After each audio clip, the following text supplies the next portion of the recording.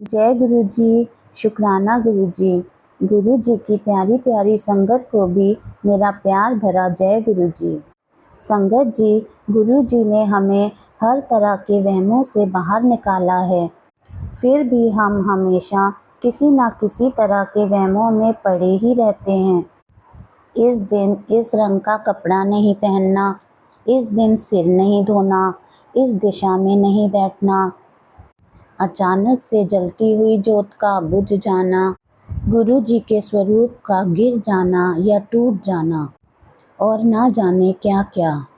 संगत जी, पहले तो ना ही किसी का बुरा चाहने से किसी का बुरा होता है और ना ही किसी के अच्छा चाहने से किसी का अच्छा होता है। गुरु जी ने हमेशा बस एक ही बात समझाई कि अपने कर्म चंगे रखो। अगर हमारे कर्म अच्छे हैं तो कोई कितनी भी कोशिश कर ले, हमारा बुरा कर ही नहीं सकता। हमें हमेशा अपने मन में ये भाव रखकर सबके लिए अरदास करनी चाहिए कि जो दुख मुझे मिले वो किसी को ना मिले और जो सुख मुझे मिले वो सबको मिले। जब हमारे मन के भाव अच्छे होते हैं तो हमारा हर काम भी अच्छा ही होता है। आज गुरु जी की कृपा से मैं रीशु आंटी का बहुत ही प्यारा सा सत्संग लेकर आई हूँ। सत्संग सुनाते वक्त मुझसे कोई गलती हो जाए तो प्लीज़ मुझे माफ़ करें। आंटी बताती हैं कि लॉकडाउन लगने से कुछ टाइम पहले गुरु जी ने उनके घर आना था। उनके हस्बैंड के कज़न्स ने गुरु जी का स्वरूप उन्हें गिफ्ट देना था। आंटी बहुत खुश थी कि आज गुरु जी उनके घर आने वाले हैं। आंटी ने गुरु जी के वेलकम की सारी तैयारी कर ली। उन्होंने बड़े ही प्यार से रूम डेकोरेट किया, फ्लावर्स मंगाए और प्रसाद बनाया और आंटी बस गुरु जी के आने का वेट कर रही थी। तभी अचानक अंकल का कॉल आता है और वो बोलते हैं कि आंटी, आज गुरु जी आपके घर नहीं आ पाएंगे। ये सुनते ही आंटी परेशान हो जाती हैं और पूछती हैं कि क्यों नहीं आ पाएंगे। तब अंकल बोले कि जैसे ही मैं गुरु जी का स्वरूप गाड़ी में रख रहा था, स्वरूप का कांच टूट गया। इसलिए मैं अब गुरु जी का स्वरूप वापस ले जा रहा हूँ और ठीक करवा के ही आपको दूंगा।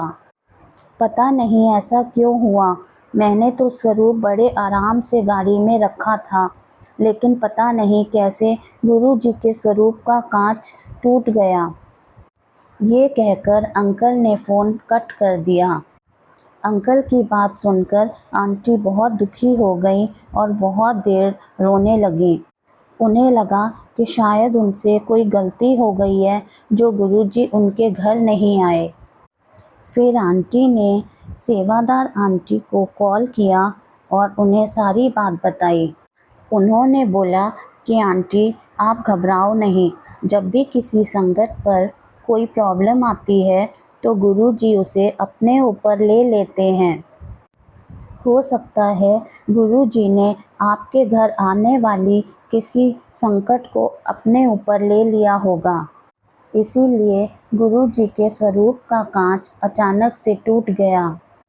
सेवादार आंटी के ऐसा समझाने पर रीशु आंटी को थोड़ा ठीक लगा। पर अगले 2 दिन बाद आंटी के बेटे को बहुत तेज़ फीवर हो गया। उन्होंने फीवर चेक करने के लिए अपने बेटे के मुंह में थर्मामीटर लगाया और जैसे ही उन्होंने अपने बेटे के मुंह में थर्मामीटर लगाया तो पता नहीं कैसे थर्मामीटर उनके बेटे के मुंह में ही टूट गया। उस समय उनके घर कोई भी नहीं था, सिर्फ रीशु आंटी और उनका बेटा ही था। आंटी को समझ नहीं आया कि क्या करें, क्योंकि थर्मामीटर में पारा होता है, इसलिए आंटी बहुत ज़्यादा घबरा गईं। उन्होंने जल्दी से अपने अंकल को कॉल करके घर बुलाया और थोड़ी देर बाद बेटे को वो डॉक्टर के पास लेकर गईं। आंटी जब उसे डॉक्टर के पास लेके गईं तो डॉक्टर ने उन्हें डरा दिया और बोला कि आपको तो उसी टाइम बच्चे को वॉमिट करा देनी चाहिए थी। अब तो उनके बेटे का फीवर और बढ़ गया था, पर तभी आंटी ने गुरुजी को याद किया। डॉक्टर ने बेटे के कुछ टेस्ट करवाए। जब रिपोर्ट्स आईं तो पता चला कि उनके बेटे को डेंगू हो गया है और डेंगू की वजह से उसकी प्लेटलेट्स बहुत कम हो गई थी। डॉक्टर ने बताया कि अगर प्लेटलेट्स नहीं बढ़ेंगी तो बेटे को हॉस्पिटल एडमिट कराना पड़ेगा। ये सुनकर आंटी तो बहुत डर गईं। उन्होंने गुरुजी से अरदास करी कि गुरुजी प्लीज़ मेरे बेटे को हॉस्पिटल एडमिट ना करना पड़े, आप ही सब ठीक करना। फिर आंटी ने अपने बेटे को गुरुजी का जल प्रसाद पिलाया और गुरुजी का चंदन तिलक लगाया। धीरे धीरे 2-3 दिन बाद ही बच्चे की प्लेटलेट्स बढ़ने लगी और कुछ ही दिन में वो ठीक हो गया। इस तरह से संगत जी, गुरुजी ने अपने ऊपर संकट लेकर उनके बेटे पर आए हुए संकट को दूर किया। ऐसे ही ना जाने कितनी बार गुरुजी हमारे संकट अपने ऊपर लेकर हमें न्यू लाइफ ब्लेस करते हैं। उनकी ब्लेसिंग्स अपार हैं। नाशुक्रे तो हम हैं जो उनका शुक्राना करने में भी इतनी कंजूसी करते हैं। शुक्राने से बढ़कर इस दुनिया में कोई दात नहीं है। कहते हैं ना, सुख वेले सिमरन, दुख वेले अरदास, हर वेले शुक्राना। आपका अनंतम अनंतम शुक्राना गुरुजी। जय गुरुजी, शुक्राना गुरुजी।